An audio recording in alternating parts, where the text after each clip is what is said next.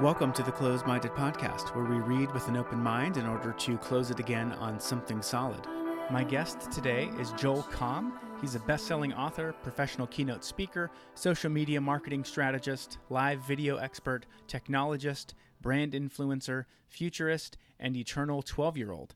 He has more than 2 decades of experience harnessing the power of the web, publishing, social media, and mobile applications to expand reach and engage in active relationship marketing. His books include The AdSense Code, Twitter Power, and The Fun Formula. He is famous, or infamous, for inventing the iFart app way back in 2008, which exploded to the top of the app charts and lingered there for quite some time. His most recent successful venture is as the co-host of the Bad Crypto podcast, which started off as 2 complete novices doing a deep dive into the world of cryptocurrencies and the blockchain. Mr. Joel Comm, you're a fascinating guy, and it's my pleasure to welcome you to the Closed-Minded Podcast. Well, thanks for having me, and I hope that we're going to be open-minded. Yeah. So just this quick story about the title of that show. It's a riff off of one of my favorite quotes from G.K. Chesterton, who said, the point of having an open mind, or having an open mind, is nothing. The point of it is to close it again on something solid.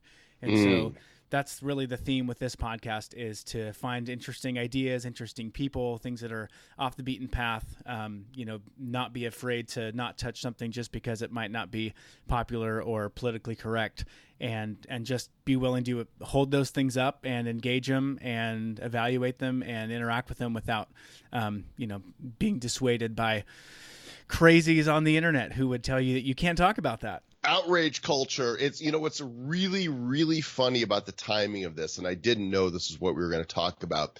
I just got kicked out of a Facebook group that I've been in for years because the owner was offended by something that I said. And I didn't see it as, it was just my own opinion and thoughts. It wasn't, I don't think it was particularly offensive. And I just wrote about it on Facebook because I think it's hilarious and sad at the same time. Yeah, I think we'll get into some of that a little bit later. What I want to start with, I just finished your book, The Fun Formula, and I enjoyed it a lot. It was a lot of fun to read, no pun intended. But you say in there, when people ask you what you do for a living, you say, I play. So I'm curious, tell me what that means.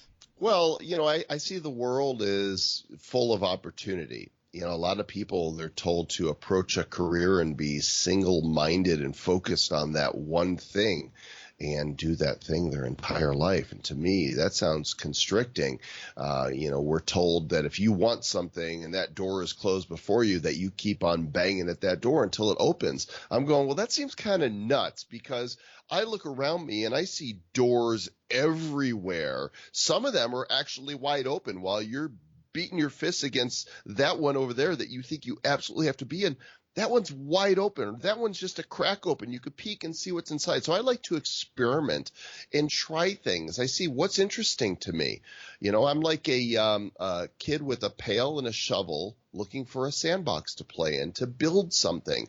And in reverse engineering my own successes and my failures, I've realized that it's when I'm having the most fun, when I am playing and trying new things, that I have had the greatest success. And I think while there's not a mathematical formula that you can derive from that, it's not a one-size-fits-all. I do think the attitude of approaching life with curiosity, with the willingness to take risks, and then trusting the process is something that works out for a lot of people, including yours truly. Yeah, so you've had a lot of sort of random array of successes, and I think some failures as well.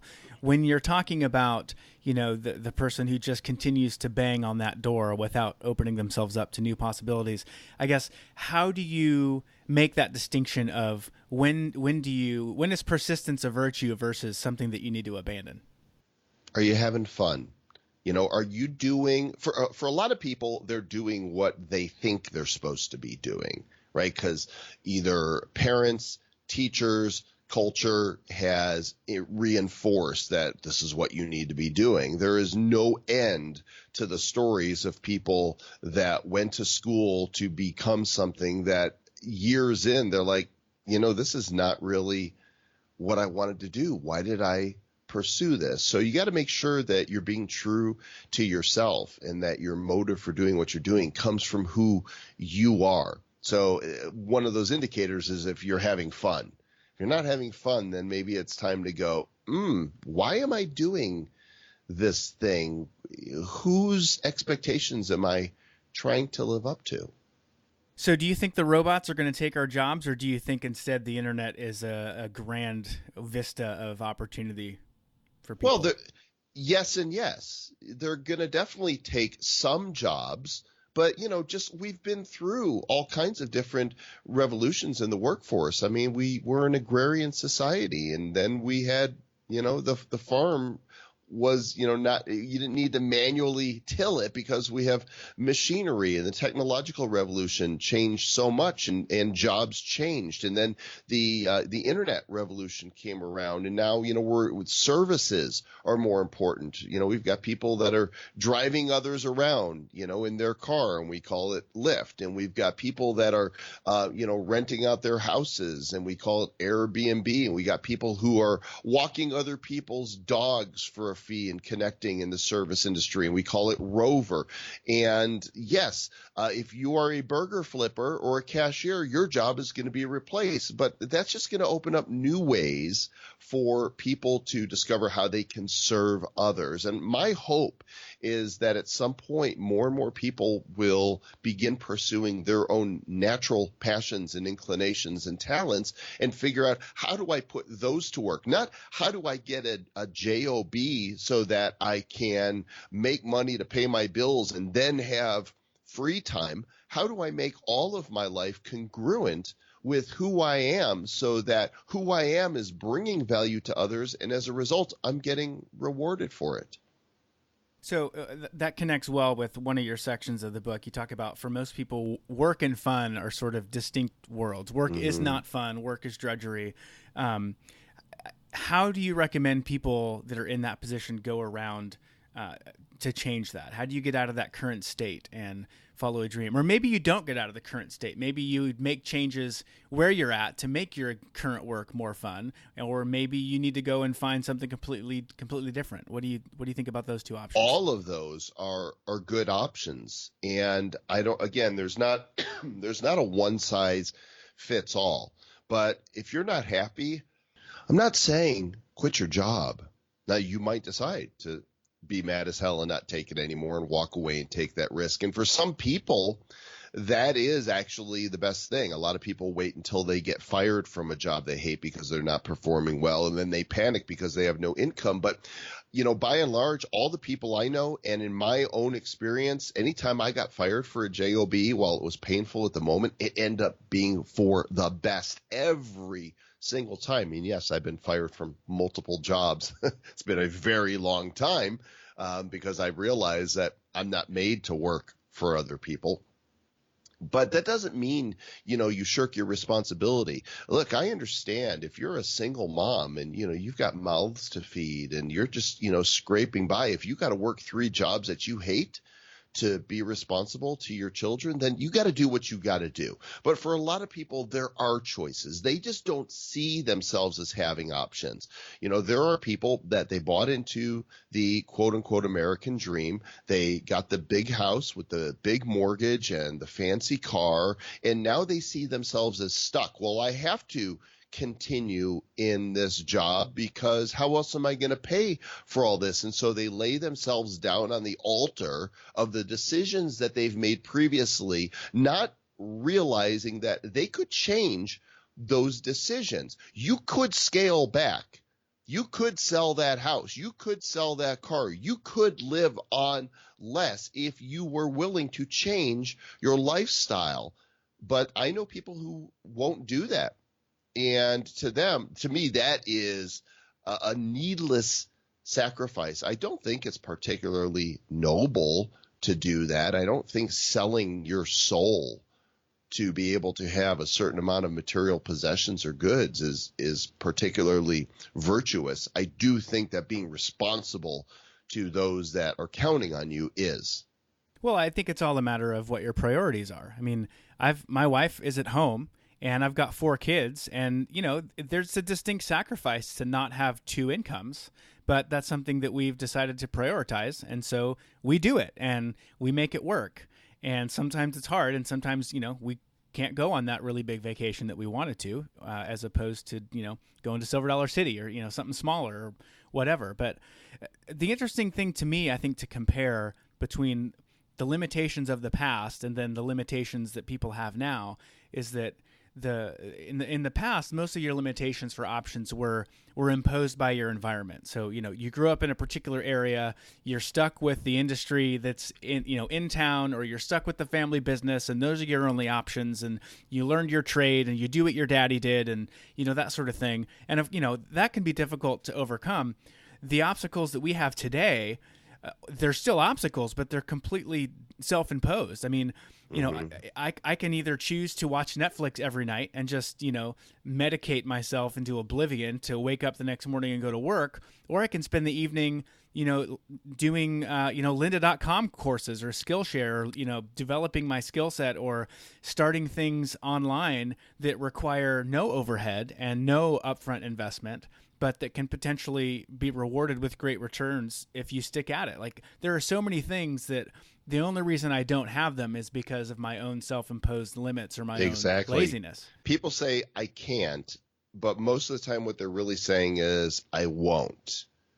And I've had this discussion. I've had this discussion with family members. I can't do that. No. You mean you won't do that. You're making a choice to continue doing this. But yeah, you can do whatever you want. I mean, America, with all of our problems right now, this is still the greatest country with the most freedom on the face of the planet. And you could do what you want. You could live where you want. You can, use your skills and talents, be whoever you are, meant to be. And there's nothing to stop you from that. Yeah, if you have access to a public library and you have some free time, you basically have everything you need, and it's on you to improve yourself. Yeah, it's unfortunate that we have created a culture that disempowers people while attempting to say that they're empowering people. Anytime you make others dependent upon you, you're not empowering them. You're disempowering them, which is why I believe in hand-ups, not handouts. Like, let's help people to get on their feet and use their natural God-given talents and gifts and abilities to be all that they were created to be. Yeah, and related to that, you talk about, components of success, and you particularly mention leverage, recognizing opportunities, and then also combining the strengths you have with what you enjoy. Mm-hmm. Give me some examples from your career of how those three things have come into play. Oh, well, I've always been into computers. And I bought my first computer when I was still a teenager, and I wanted to work. I worked at the food court at the mall. I got a worker's permit because I was 14 years old. And I wanted to work. I wanted to make money. And then, the TRS-80 came out from Radio Shack, and I saved my money, and I bought this computer. And my mom's like, what are you going to do with the computer? Of course, now she knows all these years later. In fact, she knows so well that she found something to do with the computer and has her own YouTube channel that's got over 30 million views called Travels with Sheila. She travels around the world and she videos and blogs about everything she encounters. So way to go, Mom. More views than her so-called marketer son. But, she pursued her passion. It's not a full-time job for her. It's not a big monetary thing. But, for me, it was really natural to have this love for computers and technology. And I started reviewing software because I couldn't afford to buy the games that I was seeing and thought, how do I get them for free? I was being creative. And I found people that would write for me in exchange for the software that I was getting for free. And then the World Wide Web came around and somebody said, hey, why don't you take your software reviews and put them in HTML? And I'm like, what the hell are you talking about? But in 1995, I launched my first website, and it's still around. And it was just playing that got me there. Another example was once I had the site up and running a couple years later, a friend pointed out that a college student in San Diego had developed the foundations for one of the first multiplayer game rooms online where you could hook up with other people. This is 1997, right? 22 years ago, and play chess or checkers or hearts or spades. And I saw what he was doing and I said, hey, let's partner together on this. This looks like fun. I think you're onto something. He developed, I marketed, we built the thing, had thousands of users, and then Yahoo bought it from us and it became Yahoo Games. I never saw that coming. I never went to college to pursue that, but it was this experimentation. And I can tell that story with different, things I've tried to varying degrees of success or failure again and again and again. So this is where it's fascinating to me that you seem to have something that a lot of people just don't. You're pursuing your interests. In a lot of cases, it's just your hobbies, things that you happen to enjoy, and somehow you're able to turn it into something that you can monetize. Mm-hmm. What is it that gives you the ability to do that? Is that just sheer luck? Is it personality? Did you develop marketing skills early on? How are you different from most people that do their hobbies, but it's an expensive hobby and not something they can monetize? Well, I think part of it is being entrepreneurial, is realizing that I want to try to build something that people will like, and if I do, I'll probably make money doing it, right? A lot of people are like, well, what can I do to make money? They're looking at it backwards. I think that's a fine question to ask, but I'm going to turn it back on you, and I'm just going to say, what can you do?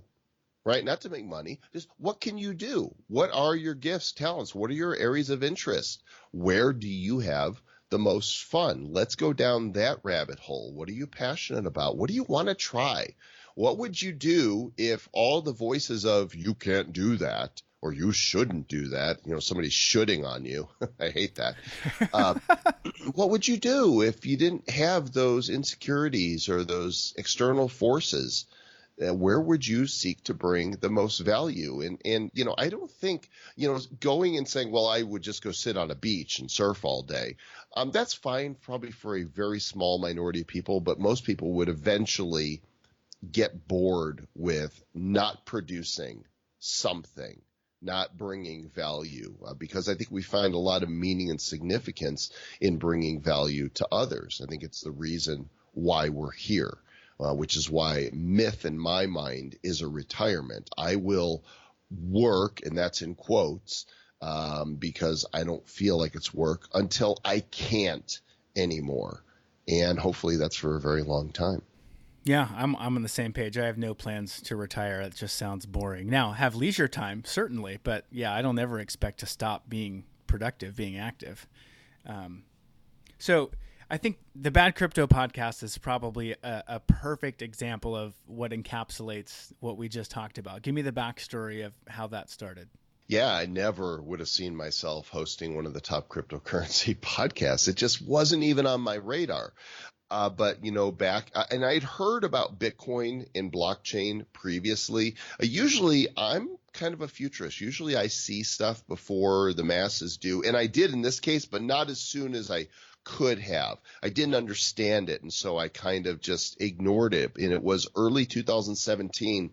It came on my radar again. And for whatever reason, I decided I want to start paying attention to this. And I started asking questions. And turns out my friend Travis Wright was also going down the crypto rabbit hole. And we began discussing on Facebook Messenger just about every day.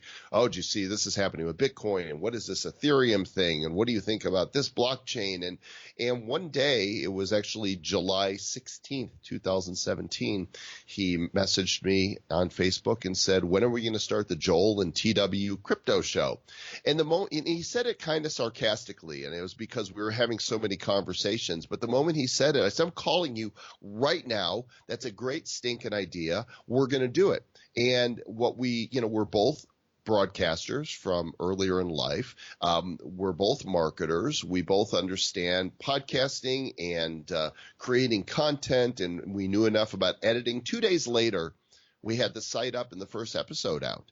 And it blew up from there. Never had any idea that would happen. And we love the blockchain space.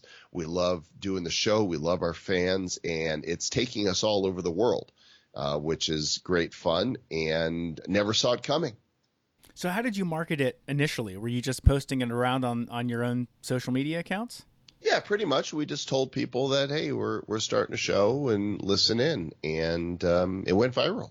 I mean, it just tracking the trajectory of the downloads was just an amazing thing to see. It just, from the moment it launched, every day it just picked up steam. And I think it was a combination of things. At that time, there weren't any shows that weren't talking over people's heads. There's some good content out there, but highly technical or highly financial. And we're just like two dudes that like talking crypto. And so we took that desire to say, hey, we're not experts. This is why it's the bad crypto podcast. Not that crypto is bad, that we're not, we're bad. We're not pretending to know what we're talking about. We're going down this rabbit hole, and we want to take you along with us. Come on this journey with us, and let's see where it goes. So there was a sense of, inclusiveness and welcoming to the show so that regular people could understand cryptocurrency. And then we brought to it our production quality. It's a nicely produced show. And along with that, we brought our sense of humor. We're silly. We break out into song and we do bad dad jokes all the time. It is just a staple of bad crypto. And you either love it or hate it. And if it's not your thing, great. Go listen to, Laura Shin. Unchained is an incredible podcast. Very bright woman, has high quality guests, and there's not a lot of joking going on. It's serious business. I'm 12 years old at heart, and so I'm going to play, and I'm going to make fart jokes, and I'm going to make bad dad jokes, and people who want their crypto news and interviews with laughter like us for that reason. Yeah, well, it's a lot of fun. I've enjoyed listening to it myself. Are you familiar with the concept or the philosophy of generalism? No, explain that to me. The basic concept is, rather than try to be a specialist, in other words, find one thing that you're really, really good at, you should become, proficient to great at a whole bunch of things, right, and then stack those things together into something that's unique to the market. So you're not the best marketer in the world, you're not the best copywriter in the world, you're not the best podcaster in the world, whatever the topic is, but you're decent and maybe even really good at some of those things. Yeah. And you stack them. I like that. Travis talks about that. He talks about stacking skills, and that's when you look at the Bad Crypto Podcast, it is a sequence of stacked skills. It's stacking skills from being in sales and marketing. It's stacking social media skills, design skills, podcasting, broadcasting skills, editing skills, all of the different things that we have acquired through the other tasks and businesses we've run culminated in our ability to go, let's put on a show and put this out there. And so that's why I say there's no wasted experiences or jobs or tasks in life, because you learn what you're good at, what you like, and you never know how that thing that you learned 30 years ago is going to help you with something down the road. And I see it happen again and again. That theme of generalism, I think whether you would have described it explicitly as such yourself, I think that is a common theme that has run through all of your ventures, whether it's the podcast, the iFart app, the Yahoo Games, or the platform that turned into Yahoo Games. The fact that you don't code, but you went and were able to put a bunch of things together and make it work. It really fascinates me, the way that you've been able to hit, strike lightning or strike gold in multiple things. But here's what's important to remember. I've had way more failures than I've had those successes, right? It's a matter of being willing to take risks. And I think the older I get, the more I understand myself and what I'm willing to try in order to have that success, because a lot of opportunities come my way. But if I'm not down with it, if I'm just not interested, I don't care how much money it can make. I'm not going to bring value, and I don't want to get paid for something that I'm not really contributing to. Mm-hmm. So when it comes to the crypto stuff, I'm curious, are you familiar with George Gilder? Yes. I'd love to have George on the show, by the way. Have you tried? You know what? I haven't, and I would love to. He's one that we need to reach out to. You know what? I'd be happy to try and connect you because I got him on my show, and of course I'm a nobody, and you're a somebody when it That would comes be to great. I would love exposure. that. Thanks, man. Yes. Yeah, he his book Life After Google is just fantastic, and I read it, and I wrote a review of it, and then reached out to him to see if I could do a podcast with him, and he told me at one point that my review was the best write up of the book that he had seen yet. And that was why he was willing to come on the show. Because I'm nobody. I've got 9 episodes, so that was really fun to talk to him. And I really like his thinking when it comes to crypto. And I know you had written a blog post recently about Google being evil, so I feel like we're on the same page related to that. Let's get him. Love it. Yeah. So related to that, I was curious. One of Gilder's points is that crypto and blockchain are going to be sort of our saving grace when it comes to reworking the architecture of the internet and taking down the big tech leviathans, whether it's Google, Facebook, etc. Do you see any of that at all? Yes, absolutely. I think that they can. We're approaching the tipping point in our culture of the Silicon Valley overlords trying to fight losing that power to decentralization. The Silicon Valley has just become too powerful, too big for our own good. And, I'm de-Googlifying very slowly, but surely I'm planning on getting away from all things Google because they do not have our best interests at heart. Facebook is not interested in us. They're interested in them. We are the product. We are what's being sold. We are not receiving compensation for using their platform or for the ads they sell. And without us, they will crumble and fall. And so we are seeing some of the new sites that are decentralized search, decentralized social, decentralized file sharing, and so many others that are going to pose a challenge to. Now, this is why you see Facebook getting into the crypto world and saying, well, we're going to create the Libra coin, because this essentially, if it succeeds, they will become the World Bank. Talk about centralized power. They already have too much power. Now, I think it's good that it's getting people talking about cryptocurrency, but if Facebook gets that kind of power, we're in trouble. So when it comes to all of that, and the tech leviathans and their power touches on not just personal privacy and security and data and all that, but also into the political realm increasingly. There's this raging debate about the social media providers. Are they platforms or are they publishers? And how does that impact what we do from a regulatory perspective? Mm-hmm. What's your take on that? Are they platforms or publishers? I believe they're publishers. I believe that because they decide what you can and can't say, that they are exercising editorial on their site. If they were truly the town square, then Google would index sites based on what people are actually searching for, which they don't. We know. We have the evidence. It's, if you don't know this, then you need to find out. And if you don't believe it, then you have your head so far up your place that you need a rectal cranial extraction. So we know that they're doing it. We know that Facebook and Twitter and Pinterest and Instagram, that they are favoring certain narratives over others that they disagree with. And it comes purely from their political and social beliefs. And so I think that, I don't think that the government needs to regulate them. I think the government needs to take away the protections that they currently have and let their publishers. And that means now you are open to being sued, which I think is what needs to happen.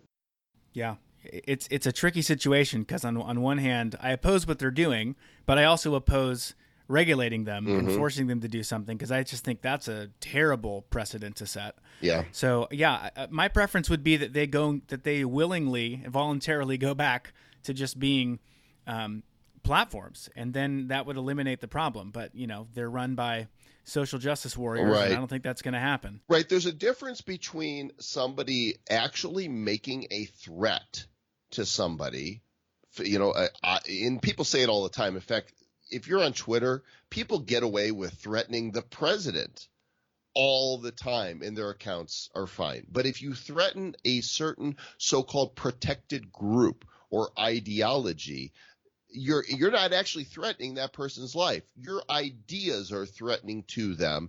Then we can't have you here. We can't have you saying that here. That's not appropriate. That's hate speech, which, by the way, unpopular opinion, hate speech isn't a real thing.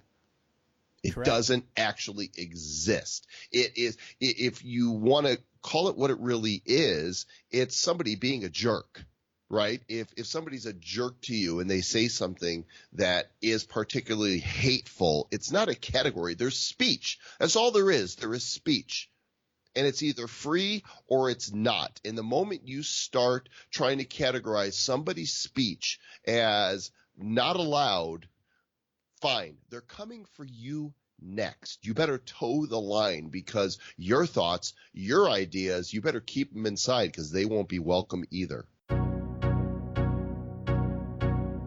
Hey guys, want to take a quick second and let you know about NordVPN. If you are at all concerned about security or privacy on the internet, then you really need to get a VPN.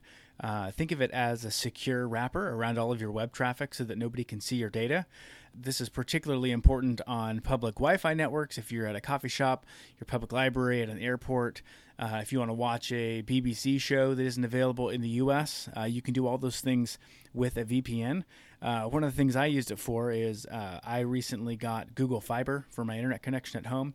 I also happen to think that Google is evil, and so I had a dilemma that I had to deal with.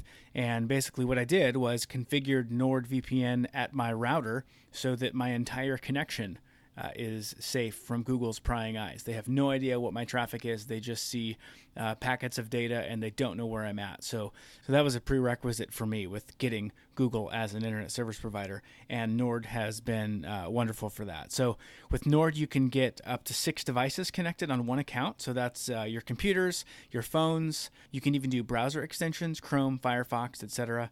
It works really, really great. It's super simple, super easy to manage. I will never feel comfortable on a public Wi-Fi network again unless I have Nord. So you should definitely check them out. You can get it for $2.99 a month if you buy their 3-year plan, which is what I did. That's 75% off their regular pricing. I think I'm in at least year 2 by now, and I've been a very happy customer. So go ahead and support the show and get some privacy and security on the web with NordVPN. Go to closemindedpodcast.com/VPN.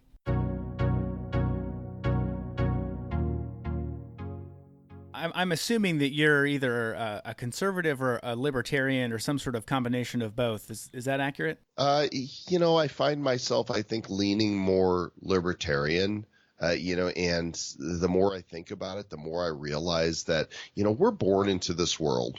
We didn't have any choice to be born into this world.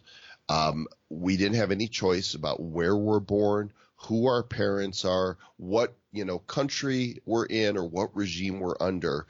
But who has any right to tell us how we should live our lives, as long as we are not hurting physically, impeding on somebody else's life, liberty, or the pursuit of their happiness?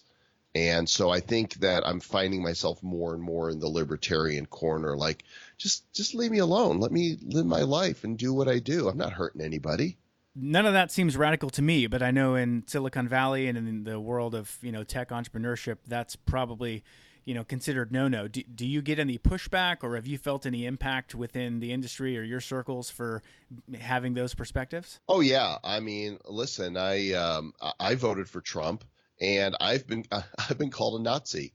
I'm Jewish. And more than that, I'm a Jewish believer in Christ. So I'm a minority among minorities. I'm sure I just offended somebody out there. Okay, be offended.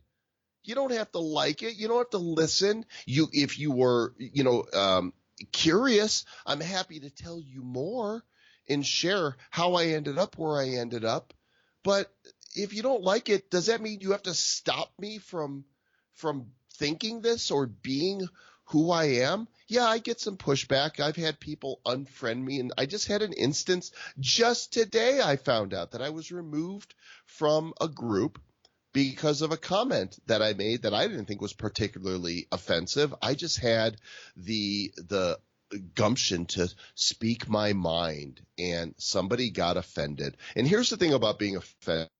We've all been offended, right? Somebody says something and we're like, oh, can't believe that you said that. But taking offense and having to stop that person from saying that thing is a weakness. Not in the person saying it, the person who's trying to stop it. It is a weakness. It is a lack of emotional intelligence and a weakness in your own soul that you can't handle the fact that somebody might believe, think, feel, or perceive something in a way different than you do.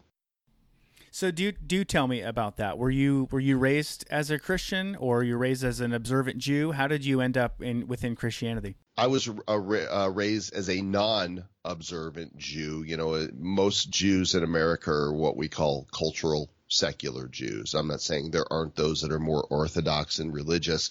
My family was like, hey, every now and then we'll celebrate Hanukkah, we'll learn a little bit, or we'll do Yom Kippur or Rosh Hashanah, but we'll also have a Christmas tree because, that's what the cool kids are doing. And, you want a bunch of presents on Christmas morning. So I think for a lot of Jewish Americans, the suffering of our people is so horrific. I mean, 6 million Jews in the Holocaust, right? It's just horrible that they find their identity in the suffering of our people.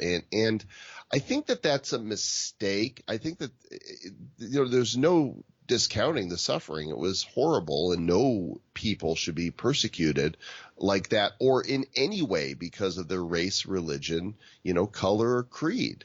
I like what Morgan Freeman said recently. Well, it wasn't recently, but it's a video you could find on YouTube. He was interviewed on 2020 by Morley Safer, and it happened to be Black American Month. And Morley Safer said, so it's Black American Month. And Morgan shook his head. He's like, I don't like it. He's like, what do you mean? He said, well, do you need a white American Month? And Morley just didn't know what to say. He's like, well, no. And he says, well, I'm Jewish. He's like, okay, fine. Do you need a Jewish American Month? He's like, no. Okay. So why do I need a month? Why isn't every day? I'm just American. And Morley said, well, what about racism? How do we bring attention? He says, here's what we do. We stop talking about it. Morgan Freeman says to him, I'll stop referring to you as a white man. You stop referring to me as a black man. And I love that. If you really are going to cure the racism problem, let's stop talking about it. Let's refer to people as people. The skin color is our pigmentation is such a small piece of who we are. And yet we are just enthralled with what we see, what our eyes tell us, instead of looking at the heart. We're all the same. Who cares what flavor we're wrapped in? It's ridiculous. I'm not sure how I got there, but I know there was a question. Joel, as a cisgender white male, I'm not allowed to listen to you at all. Well, so say the social justice warriors. They are the controllers. They are toxic. Their beliefs are cancerous and a scourge on freedom. And they don't see it. They think that they're doing something good and holy, and they're not. They're doing the exact opposite. And I think there's enough people that are willing to stand up. This is why, I wrote yesterday about Dave Chappelle's new special on Netflix. Look, I'm not a huge fan of being vulgar for the sake of being vulgar. I am a huge fan of free speech. And I didn't really watch Chappelle's stuff, so I've never been a big fan. But Vice, which is an extremely leftist rag as far as I'm concerned, in my personal opinion, that I wouldn't waste my time reading, but I know a lot of SJWs get their marching orders from it. They put out an article that said, avoid Chappelle's new show. You could skip it. Well, I saw that. I'm like, well, I got to watch it now. It is incredibly offensive. He says things and gets away with things to uproarious laughter that most people couldn't get away with. And he's got cojones, the size of basketballs to do it. And it works. And he stands against outrage culture and the ridiculousness of what it means. The internet has fostered it, unfortunately. Jerry Seinfeld won't speak on college campuses anymore because the crazies, these controlling, super controlling, big brother Orwellian types that have gotten in power there have created a culture of so-called hypersensitivity that people need safe spaces now. When you need a safe space? You need a safe space when a tornado is coming your way and you need to get into shelter, right? Or when a hurricane is about to hit your beach, you need a safe space to get away from that. You do not need a safe space from people's words and ideas. You need to grow the hell up. You need to know that the real world is not safe. It's crazy out there. There's some people that are dangerous and horrible, but it's also beautiful. And it's filled with wonder and mystery. And if we would all stop trying to control what others think and what they should experience, then we would all be freer. The people who are trying to control are some of the most miserable people on the face of the earth because they can't emotionally deal with the fact that they are not the center of the universe. You've cut me loose, brother. I'm going for it. But Joel, if there's somebody that has a different opinion than me, I need coloring books and puppies and warm cookies and a therapist and somebody to look you square in the eye and say, you are not the center of the universe. And guess what? You can survive this. You can overcome your hurt feelings. Back to Chappelle, what I think he's doing, and I don't have any evidence directly to support this, but he's making some pretty outrageous claims, like not believing that Michael Jackson even molested anybody, that sort of thing.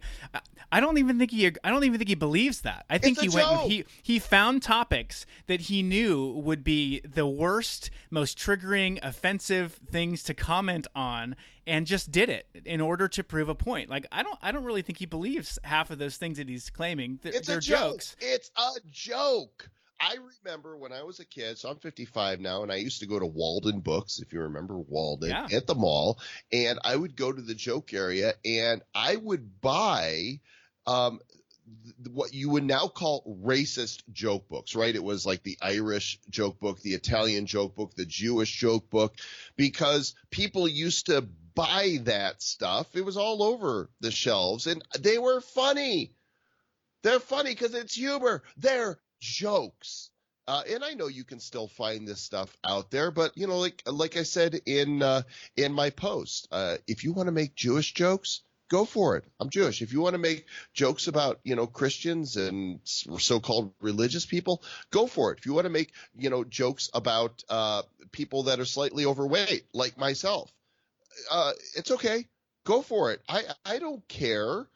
It's a joke. Make jokes about people who wear glasses. Make jokes about heterosexual people. I'm a left-hander. Make jokes about left-handers.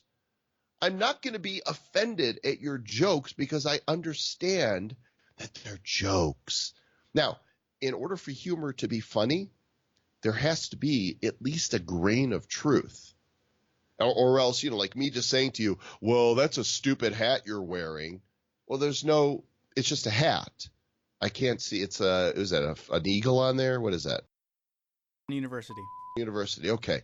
So somebody who went to might take offense because I said that's a stupid hat, but it's not funny because there's no truth in it being stupid. It's just a university hat. So in order for humor to be funny, there has to be a point of reference, a point of connection that makes it funny, that makes it so we can laugh at ourselves. And sometimes that laughter is at other people's expense. And guess what, gang? That's just the real world. Toughen up, Buttercup. All right. Well, we're coming up on the end here. I want to be respectful of your time. I want to just ask you a few rapid fire questions. And okay. if you want to give me a yes or a no or a pass or a further comment, you're welcome to do any of those things. So this actually is not a yes or no question, but what are some of the podcasts that you listen to personally? So what's really interesting is I don't listen to other crypto shows, and I don't really listen to other business shows. I do listen to some political shows. I like Dan Bongino a lot. The dude has done his research and blew open wide what really happened in the 2016 elections that you're not hearing all the documentation and evidence to back it up. I like the Bad Christian podcast, which was actually partly influential for why I went to Travis and said, let's call this Bad Crypto, because they're guys who have identified as Christians and pastors that are deconstructing their faith and willing to take a hard look at what they're taught and what they really believe. My friend Ray Edwards has a great show called The Ray Edwards Show, and he combines business and spirituality in ways that other business shows are afraid to do. And I've played World of Warcraft, the massive MMO game, since it came out in 2004. And there's a show called The Instance that I like to listen to. So, I'm all over the map. Some of the stuff I have on here includes Surreal Talk, where they talk about conspiracy theories. Very, very entertaining. I like Louder with Crowder. And sometimes I'll listen to Mike Rowe, his show, The Way I Heard It. He's the new Paul Harvey and is such an amazing storyteller. How's that for a long answer? Yeah, that's great. So what podcast app do you use? The Apple Podcast app. Oh, you do? Yeah. Okay. All right. Is a college degree still necessary? Nope. And it hasn't been. You say still. I don't think it's been necessary for a long time. I have one. It's in speech communications, although I never wanted to be a public speaker. In fact, I was terrified by it. And I learned how to party my butt off in school. I didn't go to a lot of classes, got my degree by the skin of my teeth, if your teeth do indeed have some layer of skin on it. And I don't know that I've ever actually used that degree. I'm sure that I learned some things that were skills that were stacked. But, for college, it was a time for me to get away and to play, and also for me to get into radio. I was on WPGU Rock 107 FM, Urbana-Champaign's classic rock. And so that kind of helped start my career as a broadcaster, which stacked that skill, podcasting. Whether it's in 5, 10, 30 years, do you think that at the end of the day, crypto and the blockchain will be more influential overall than the internet?